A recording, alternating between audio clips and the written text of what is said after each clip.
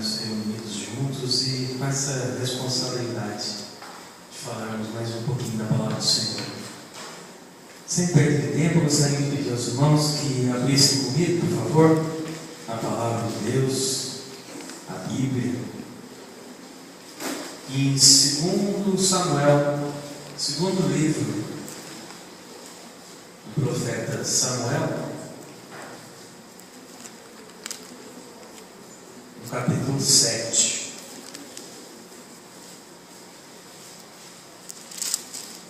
Segundo Samuel, capítulo 7, versículo 12 e versículo 13. A minha versão pode diferir um pouco dos irmãos, mas o sentido é o mesmo. Diz assim: quando a sua vida chegar ao fim e você descansar com os seus antepassados, escolherei um dos seus filhos e estabelecerei o reino dele.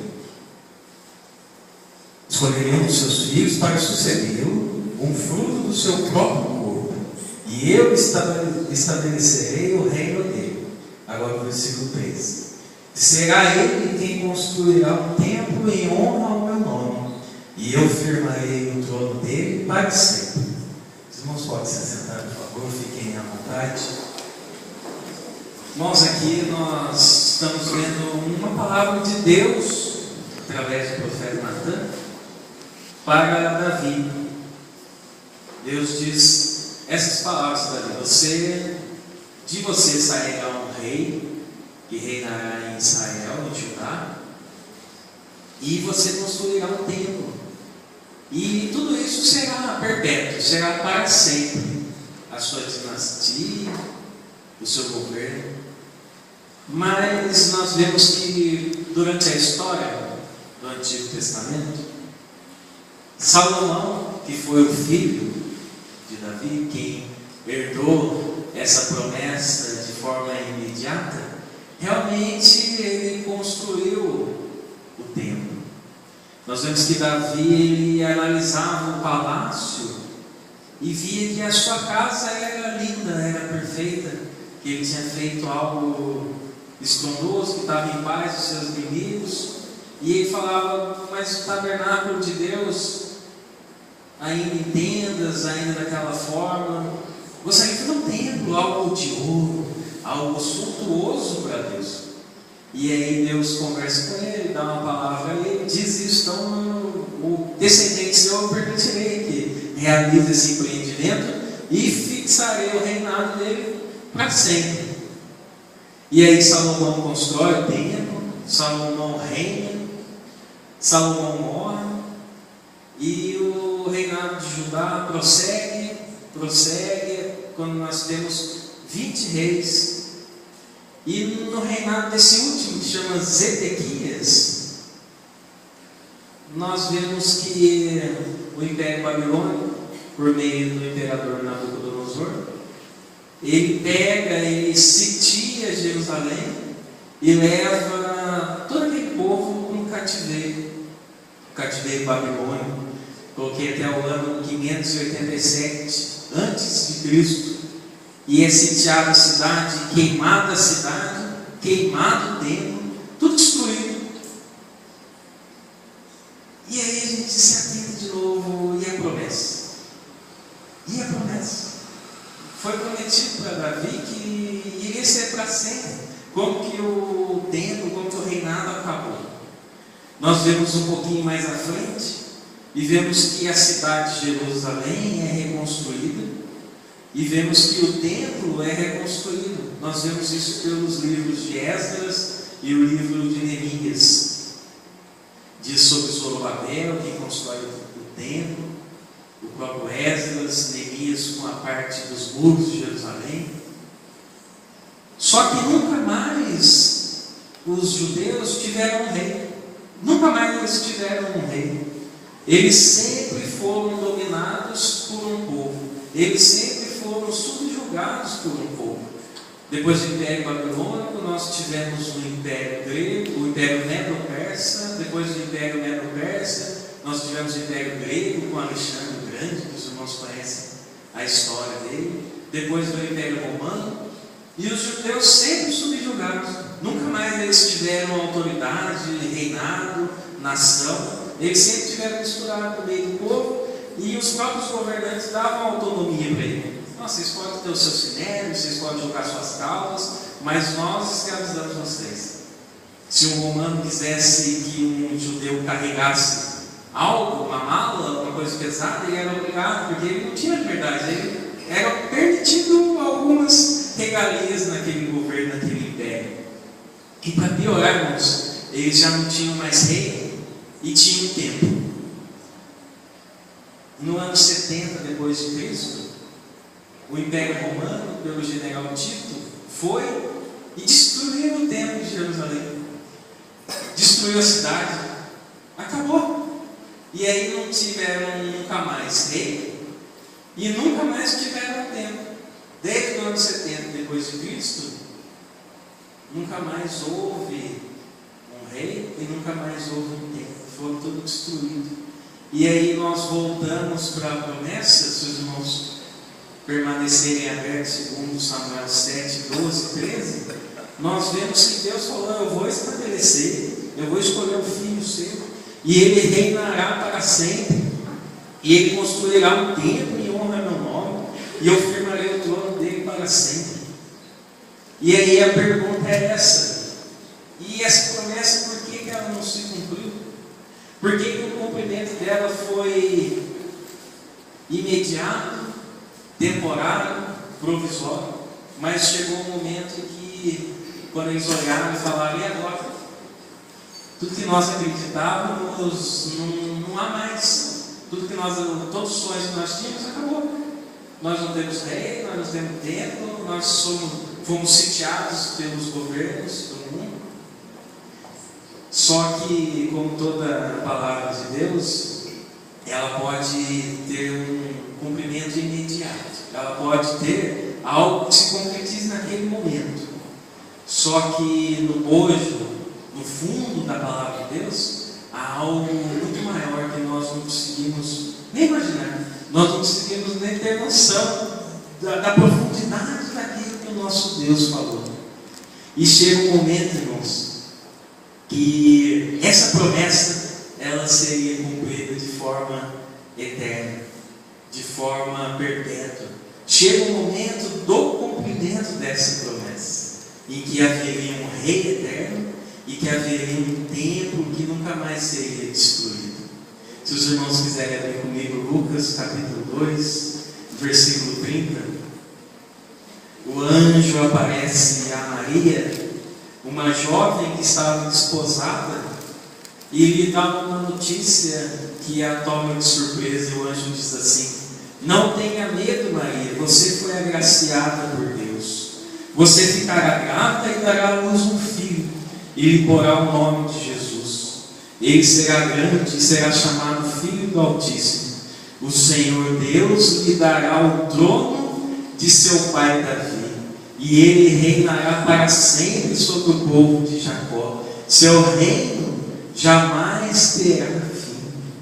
Irmãos, o cumprimento dessa promessa de quase 1000 anos antes de Jesus nascer, ela se cumpriu naquele dia. Ela se cumpriu com o nascimento do Senhor Jesus, o Rei eterno, em cujo reinado não há fim. Ele é o Rei que governa toda a história. Ele não tem início, ele não tem fim. O nosso Jesus é o Rei eterno. O nosso Jesus é o governante. Paulo diz aos Colossenses que Deus nos resgatou do império das trevas e nos transportou para o reino do Filho do seu amor. Então nós que vivíamos no reinado, governados pela mão do inimigo, nós fomos tirados desse reinado com mão forte e fomos colocados no reinado onde o Senhor Jesus é o nosso rei. Diga para você: o Senhor Jesus é o meu rei. Eu não sou governado por espíritos malignos, por forças más, por pessoas más, mas eu sou governado pelo Rei da Justiça, o Príncipe da Paz. Ele é o nosso Rei. E essa promessa, ela cada vez ia nascendo no coração daquele povo que o Senhor Jesus conversava e o Senhor Jesus comungava. E os judeus não perceberam. Eles não percebiam que a promessa estava viva. A promessa estava ali. O filho de Davi que iria reinar estava andando no meio deles. E eles esperavam um reinado através da espada. Eles esperavam um reinado violento.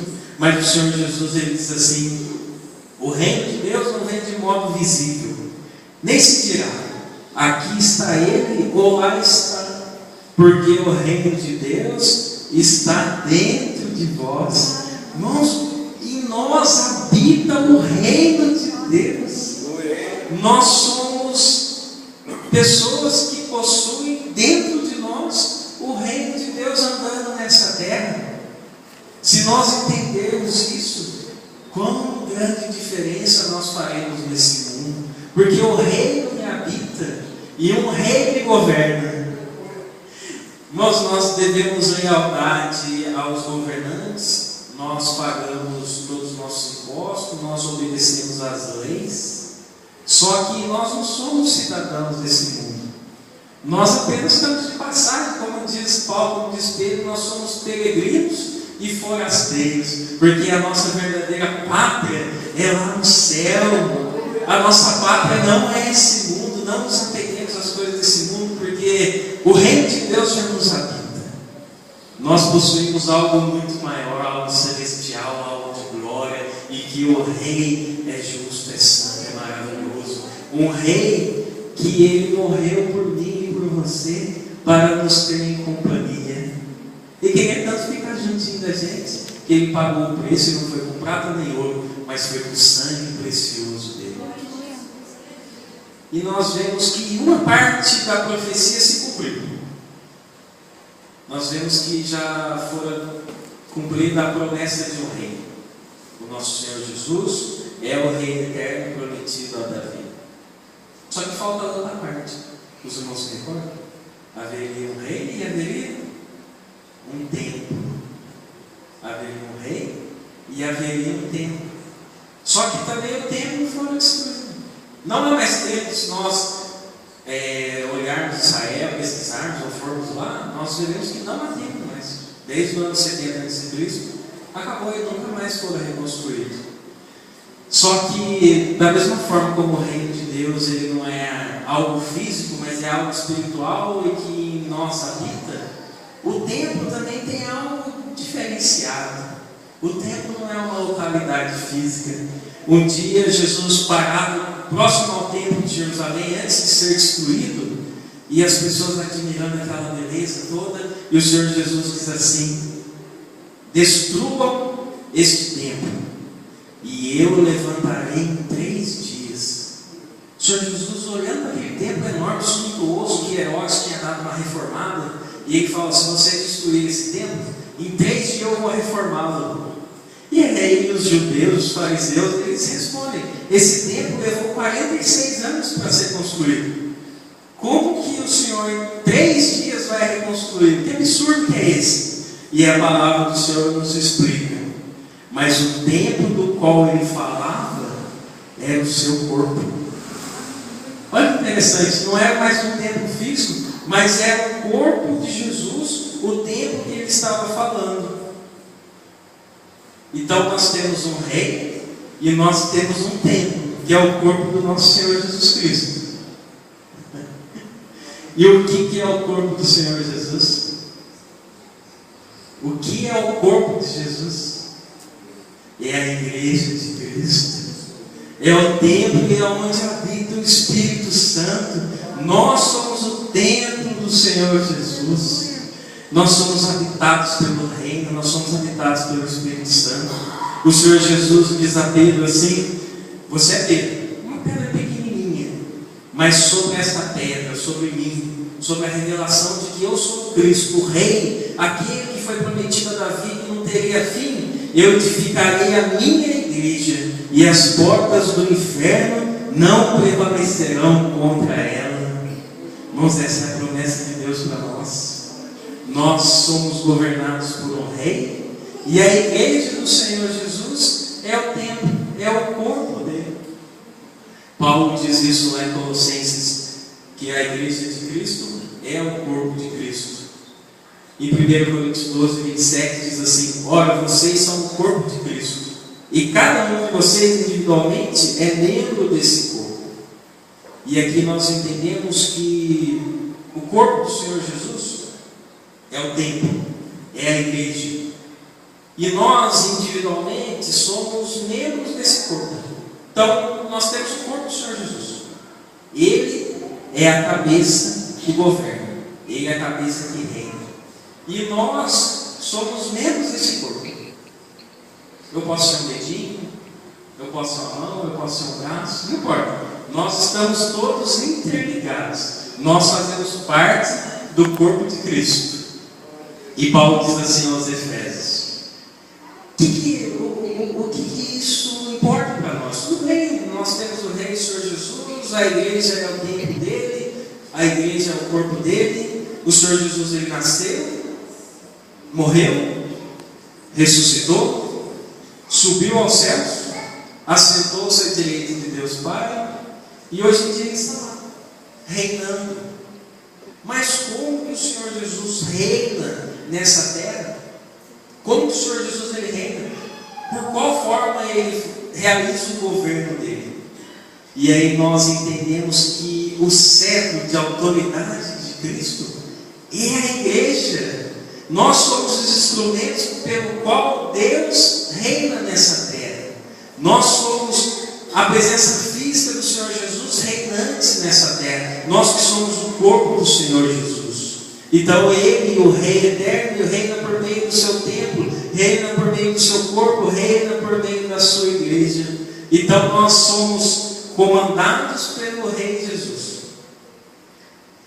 E nós estamos chegando na parte que mais nos interessa no momento, que tudo isso é apenas uma introdução para eu chegar onde eu preciso. Nós vemos que Jesus, para ser a cabeça desse corpo, para ele poder ser a cabeça do corpo, que é a igreja, ele diz assim: para ser a cabeça sobre todas as coisas, ele deu poder à igreja. Então há algo que o Senhor Jesus concede à igreja para que nós sejamos capacitados para reinarmos representando o Senhor Jesus. Ele não subiu aos céus e falou: agora vocês se viram, agora é problema seu. Ele não nos deixou abandonados, ele não nos deixou órfãos e não nos deixou incapacitados para sermos o reinado dele nessa terra. Ele nos concedeu um poder, ele nos concedeu algo que nos capacitará para nós reinarmos nesse mundo e assim sermos o complemento dele. Nossa, é tão precioso porque a igreja é o complemento da cabeça, ele é o corpo. Nós somos o complemento do Senhor Jesus. Não há corpo sem cabeça e não há cabeça sem corpo.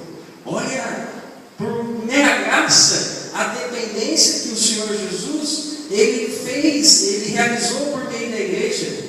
Porque sem a cabeça, ele não consegue reinar na terra.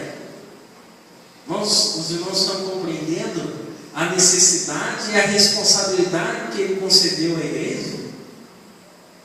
Porque nós somos o corpo, a parte visível que aparece, a parte visível que mostra para as pessoas o reinado do Senhor Jesus nessa terra.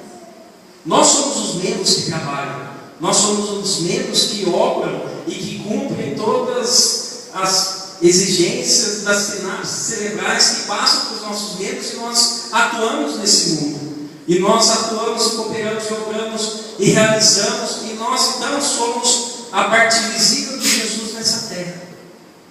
Quando nós andamos, é como se a pessoa olhasse e falasse: eu preciso ver como que Jesus é, eu vou olhar para a igreja dele. Para eu saber como que Jesus reina, como que Jesus governa, eu vou olhar para o corpo, eu vou olhar para a igreja.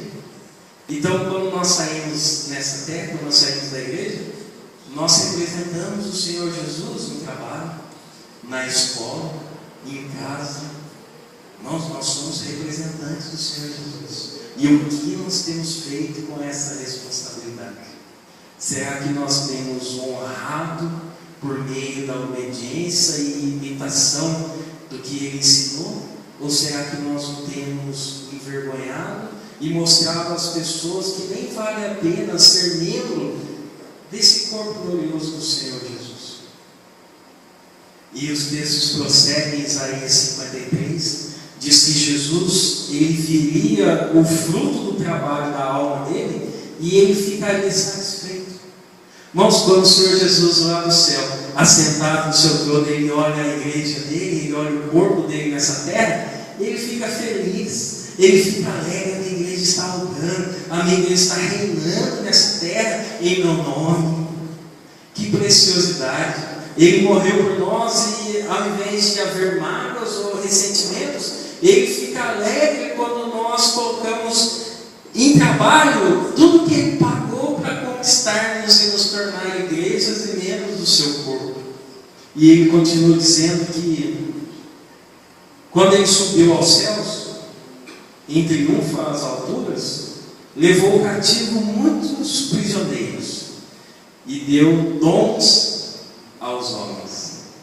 O Senhor Jesus, antes de subir, quando ele recebeu o Espírito Santo da promessa, ele concedeu um dom à igreja para que ela pudesse reinar por meio dele.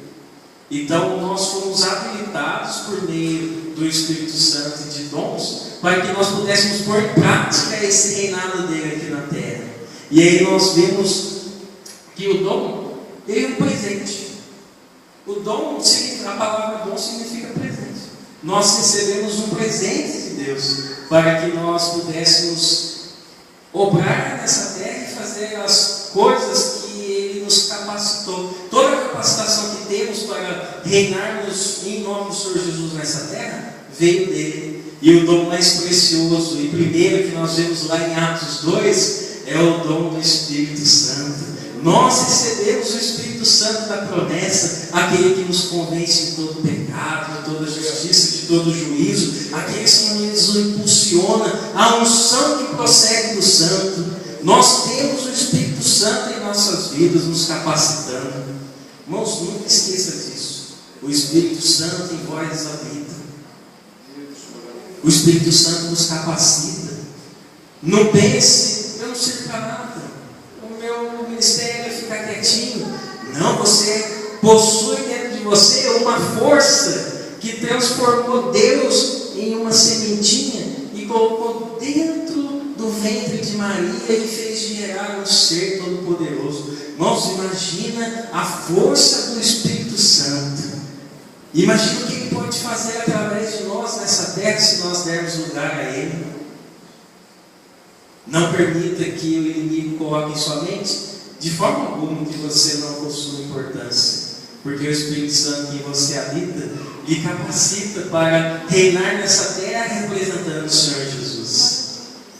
E continua dizendo que a igreja ela recebe vários dons.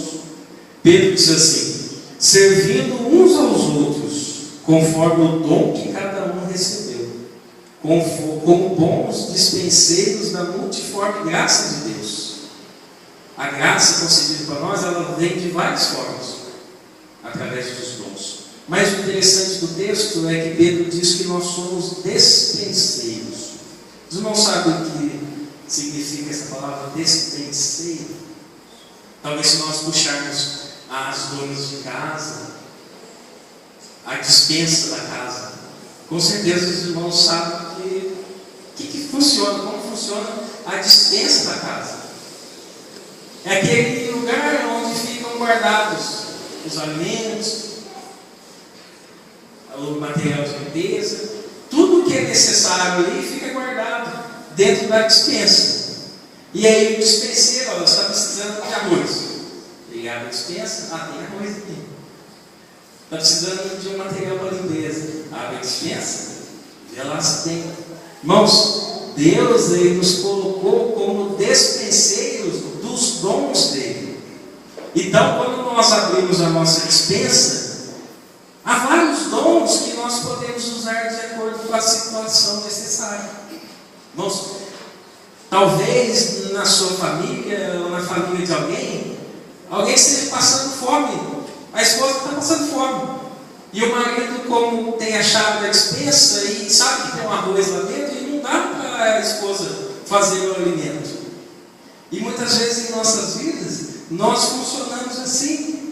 a gente não usa o dom da dispensa para nós podermos proporcionar alegria, transformação, felicidade na casa. Então, nós temos que saber o que possuímos dentro de nossa dispensa. A dispensa dos irmãos está cheia ou a dispensa dos irmãos está vazia? Na parte material, eu espero que esteja muito cheia, e na parte espiritual, muito mais cheia, porque o mundo precisa que a nossa dispensa esteja cheia. E a palavra do Senhor nos enumera vários e vários dons que há dentro da dispensa da igreja. E, de acordo com a necessidade, Deus concede dons a cada um dos membros dessa igreja. Os irmãos abram comigo, por favor, 1 Coríntios, no capítulo 12. Eu não vou falar detalhadamente de cada um, porque são muitos, mas só uma passada para nós vermos quantos preciosos dons, quantas capacidades espirituais Deus nos concede para usarmos de acordo com a necessidade, de acordo com a sua graça. 1 Coríntios, capítulo 12, no versículo 8. Pelo Espírito, a um é dado palavra de sabedoria. Irmãos, quantas vezes nós estamos diante de uma situação difícil, um problema grave, e aí vem de repente uma solução, e nós, parece que aquela luzinha, nasce em cima aqui da cabeça, e eu sei como que eu posso ajudar a resolver essa situação difícil. E aí vem esse dom, uma palavra de sabedoria que coloca paz no lar, que resolve um problema difícil. Nós vemos que Salomão pediu sabedoria para poder julgar a nação de Israel, e há disposição na dispensa da igreja. Nós temos muitos outros que falam dom de conhecimento, a palavra de conhecimento, uma revelação que vem de Deus, que ajuda aquela pessoa a mudar uma situação errada ou algum perigo. Nós temos fé, dons de curar, dons de maravilhas, dons de línguas, dons de profecia, discernimento de espírito, interpretação de línguas. Quantos dons nós temos na dispensa da igreja, mas talvez por nossa inércia nós não nos apropriamos, nós deixamos a dispensa fechadinha e não buscamos de Deus. Eu preciso desse dom, manifesta a tua glória no nosso meio, a tua igreja é avivada. Nós não servimos a Deus mudo, o nosso Deus fala por meio do Espírito Santo, o nosso Deus quer falar conosco, o nosso Deus quer nos instruir, o nosso Deus tem muito para nós. E muitos outros dons há em Efésios 4, no capítulo 4, versículo 11. Se os irmãos quiserem abrir comigo, fiquem à vontade. Efésios 4, capítulo 11. Nós temos dons ministeriais. Ele designou alguns para apóstolos, outros profetas, outros evangelistas, outros pastores e mestres. Mais dons que o Senhor Jesus foi concedendo à igreja. Nós temos como o missionário Manuel de Melo, que com certeza ele tinha o dom de apóstolo. Ele abria a igreja e ele ia plantando igrejas, ia dando crescimento. E aí nós vemos que muitos irmãos da igreja, mesmo não tendo o cargo evangelista, possuem o dom de evangelista com uma facilidade que muitas vezes a gente não tem. Consegue falar de Jesus para alguém fácil, consegue entrar no assunto, de repente a pessoa se interessa, já está sendo batizada, e aí nós vemos Deus concedendo o dom de evangelista a essa pessoa. Nós vemos dons de pastor, nosso pastor Vinícius, pastoreando as pessoas, as ovelhinhas do Senhor Jesus, e muitos mais outros dons.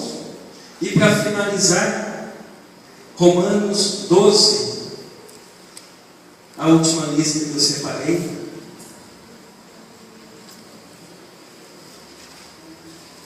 No capítulo 12, Romanos capítulo 12, versículo 6.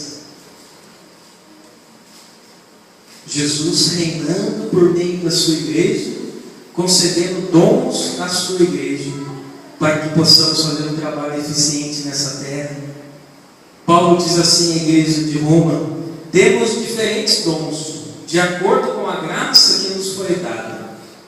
Se alguém tem o dom de profetizar, use-o na proporção da sua fé. Se o dom é ministério, é serviço, sirva. Se é ensinar, faça com esmero. Irmãos, o dom de ensinar. Nós vemos a igreja de Cristo, vários membros trabalhando para a edificação. As professoras com as crianças, os diáconos servindo, o ministério pastoreando, orando. Irmãos, olhem como que o corpo de Cristo é precioso e como nós precisamos despertar e falar: algum dom o Senhor Deus me concedeu. Eu preciso visitar a minha despensa porque algum dom está lá para eu usar. Eu não posso ficar inerte. Uma parte do corpo inerte, ela acaba morrendo. Se há um rim que não funciona, todo o corpo padece. Se há algo que está necrosando, muito provavelmente será necessário até amputar. Mas o Espírito Santo, ele nos ativa, ele nos faz andar e crescer e prosseguir. Esse é o desejo de Deus para toda a igreja. E eu não digo só a nossa igreja, mas toda a igreja de Cristo na terra. Nós fazemos parte do corpo de Cristo nessa terra. E o Senhor precisa usar os membros dessa igreja para reinar nessa terra através de nós. Nós temos uma responsabilidade. Não nos foi dado o Espírito Santo à toa. O Espírito Santo produziu em homens maravilhas. Conquistaram reinos através da fé, através do poder do Espírito Santo. Sansão matou 1000 através da força do Espírito Santo. Davi, quando ele tocava, o espírito maligno saía de Saul porque ele possuía o Espírito Santo em sua vida. Mas o Espírito Santo é uma energia que nos move para frente. Tenhamos comunhão, não apenas na bênção apostólica, que o grande amor de Deus, a graça do nosso Senhor Jesus Cristo, que é a comunhão do Espírito Santo. Não seja só essas palavras, mas que essa semana inteira a gente pare e fale: eu quero ter comunhão com o Espírito Santo, eu preciso ser usado, a minha despensa está cheia, por que eu não estou usando meus dons?